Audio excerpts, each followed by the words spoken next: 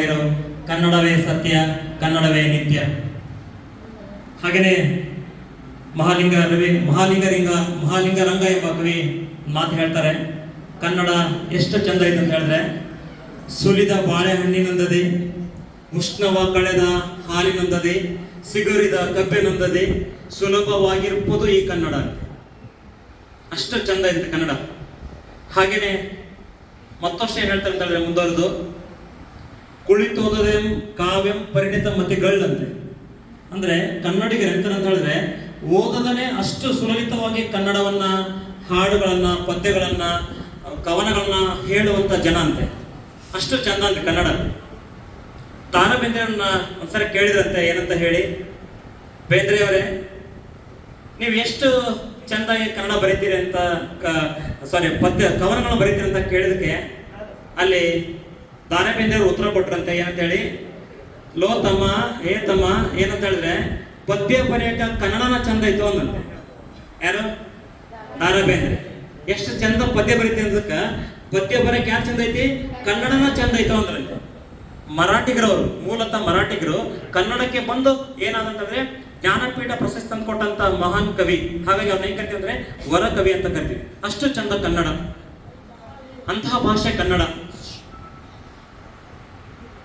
ಹಾಗೆ ಈ ನಮ್ಮ ಕನ್ನಡ ನಾಡು ನುಡಿ ರಕ್ಷಣೆ ಆಗಬೇಕು, ಕನ್ನಡ ಉಳಿಬೇಕು, ಬೆಳಿಬೇಕು, ಅದರ ಸಾಹಿತಿಗಳು, ಅದರ ನೆಲ ಜಲ ಸಂಸ್ಕೃತಿ ಉಳಿಬೇಕು ಅನ್ನೋ ಕಾರಣಕ್ಕಾಗಿಯೇ ಆಗಿನ ಕಾಲದಲ್ಲಿ 1915ರಲ್ಲಿ ನಮ್ಮ ಆಲೋಡಿ ಕೃಷ್ಣರಾಜ ಒಡೆಯರ್, ಮೈಸೂರಿನ ಒಡೆಯರ್ ಅಂತ ಆಲೋಡಿ ಕೃಷ್ಣರಾಜ ಒಡೆಯರ್ ಅವರ ನೇತೃತ್ವದಲ್ಲಿ ಸರ್ ಎಂ ವಿಶ್ವೇಶ್ವರಯ್ಯ, ನಾಡು ಕಂಡಂತಹ, ದೇಶ ಕಂಡಂತಹ ಅಥವಾ ವಿಶ್ವ ಕಂಡಂತಹ ಅಪರೂಪದ ಇಂಜಿನಿಯರ್ ಆದಂತಹ ಸರ್ ಎಂ ವಿಶ್ವೇಶ್ವರಯ್ಯನವರು ಸಲಹೆ ಕೊಟ್ಟರು, ಇಲ್ಲ ಒಂದು ಸಾಹಿತ್ಯ ಪರಿಷತ್ ರಚನೆ ಆಗ್ಲೇಬೇಕಂತ ಹೇಳಿ.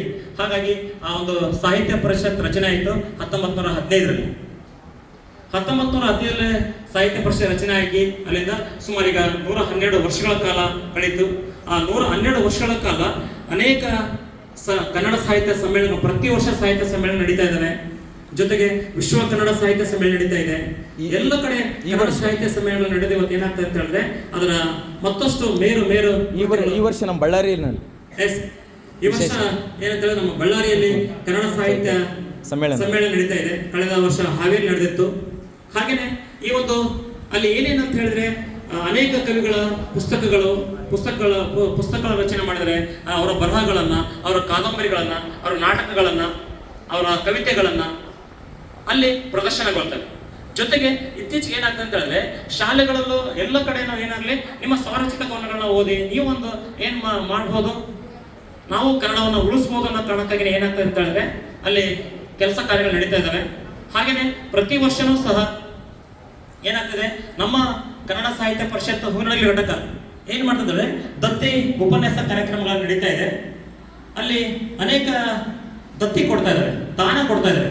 ಅದೇ ಕನ್ನಡ ಸಾಹಿತ್ಯ ಬೆಳೀಲಿ ಅಂತ ಹೇಳಿ ನೀವೆಲ್ಲ ನೋಡಿರ್ಬೋದು, ಮನೆ ನಮ್ಮ ಶಾಲೆಗೆ ಹೇಗೆ ದಾನಗಳು ಕೊಟ್ಟರು, ಹಾಗೇನೆ ಕನ್ನಡ ಸಾಹಿತ್ಯ ಬೆಳೀಲಿ ಅಂತ ಹೇಳಿ ಅನೇಕ ಏನ್ ಕೊಡ್ತಾರೆ, ದಾನಗಳನ್ನ ಕೊಡ್ತಾರೆ. ಹಾಗಾಗಿ ನಮ್ಮ ಇಡೀ ಕರ್ನಾಟಕದಲ್ಲಿ ಅತಿ ಹೆಚ್ಚು ದಾನಗಳನ್ನ ಹೊಂದಿದಂತ ಜಿಲ್ಲೆ ಅಂದ್ರೆ ಅಖಂಡ ಬಳ್ಳಾರಿ ಜಿಲ್ಲೆ. ನಮ್ಮೇನು ಮುಂಚಿನ ಬಳ್ಳಾರಿ ಇತ್ತಲ್ಲ ಆ ಜಿಲ್ಲೆ. ಅದರಲ್ಲೂ ವಿಶೇಷವಾಗಿ ಹೂವಿನಹಡಗಲಿ ಅತಿ ಹೆಚ್ಚು ದಾನ ದತ್ತಿಗಳನ್ನು ಹೊಂದಿದಂತ ತಾಲೂಕು ಅಂತ ಹೇಳಿದ್ರೆ ಹೂವಿನಹಡಗಲಿ. ಹಾಗಾಗಿ ಇವತ್ತು ಏನಾಗ್ತದೆ ಅಂತ ಹೇಳಿದ್ರೆ, ನಮ್ಮ ಕನ್ನಡ ಸಾಹಿತ್ಯ ಪರಿಷತ್ ಹೂವಿನಹಡಗಲಿ ವತಿಯಿಂದ ಏನ್ ನಡೀತದೆ ಅಂತ ಹೇಳಿದ್ರೆ, ಇಲ್ಲಿ ಜೈನ ಕವಿಗಳು ಕನ್ನಡ ಸಾಹಿತ್ಯಕ್ಕೆ ಹೇಗೆಲ್ಲ ಅವರು ಮಹತ್ವ ಕೊಟ್ಟರು, ಅಲ್ಲಿ ಹೇಗೆ ಬೆಳೆದು ಬಂದರು, ನಾವಲ್ಲಿ ಹೇಳ್ತೀವಿ ಅಂತ ಹೇಳಿದ್ರೆ, ಆ ಒಂದು ವಿಷಯದ ಕುರಿತು ನಮ್ಮ ವಿಶ್ರಾಂತ ಉಪನ್ಯಾಸಕರಂತಹ, ಹಾಗೆ ನಮ್ಮ ಗುರುಗಳ ಅಣ್ಣ NPM ಶಿವಪ್ರಕಾಶ್ ಸರ್ ಅಂತ ನಮ್ಮ ಇತಿಹಾಸದ ಉಪನ್ಯಾಸಕರಿದ್ದಾರೆ. ಅವರ ನಮ್ಮ ಗುರುಗಳ ಅಣ್ಣರು ಸಾರ್, ಅವರು ಅದ್ಭುತವಾದಂಥ ಉಜಿನಿ ಕಾಲೇಜಿನ ಲೆಕ್ಚರರ್, ಇತಿಹಾಸದ ಲೆಕ್ಚರರು. ಅವ್ರು ಇವತ್ತು ನಿಮಗೆ ಏನ್ ಮಾಡಿಸ್ತಾ ಇದ್ದಾರೆ ಅಂತ ಹೇಳಿದ್ರೆ ಉಪನ್ಯಾಸ ಕೊಡ್ತಾ ಇದ್ದಾರೆ. ಹಾಗೇನೆ ನಾವು ಹೇಳ್ತೀವಿ ಯಾರ್ಯಾರು ಮುಖ್ಯವಾಗಿ ಜೈನ ಕವಿಗಳು ಅಂತ ಹೇಳಿದ್ರೆ, ಪಂಪ ನಾವು ಏನ್ ಕರಿತಿದ್ದಾರೆ, ಆದಿಕವಿ ಅಂತ ಕರಿತೀವಿ. ಪಂಪ, ಪೊನ್ನ, ರನ್ನ, ಜನ್ನ, ನಾಗಚಂದ್ರ, ಹೀಗೆ ಹಲವಾರು ಕವಿಗಳು ಆ ಜೈನ ಧರ್ಮದಲ್ಲಿ ಹುಟ್ಟಿ ಏನ್ ಮಾಡಿದ್ರೆ ಸಾಹಿತ್ಯವನ್ನ, ಅದರ ವಿಶೇಷವಾಗಿ ಕನ್ನಡ ಸಾಹಿತ್ಯವನ್ನು ಬೆಳೆಸಿದ್ದಾರೆ. ಇವತ್ತು ಆ ಒಂದು ದತ್ತಿ ಕೊಟ್ಟಂತ ಪ್ರಮುಖರು ಯಾರಂತ ಹೇಳಿದ್ರೆ,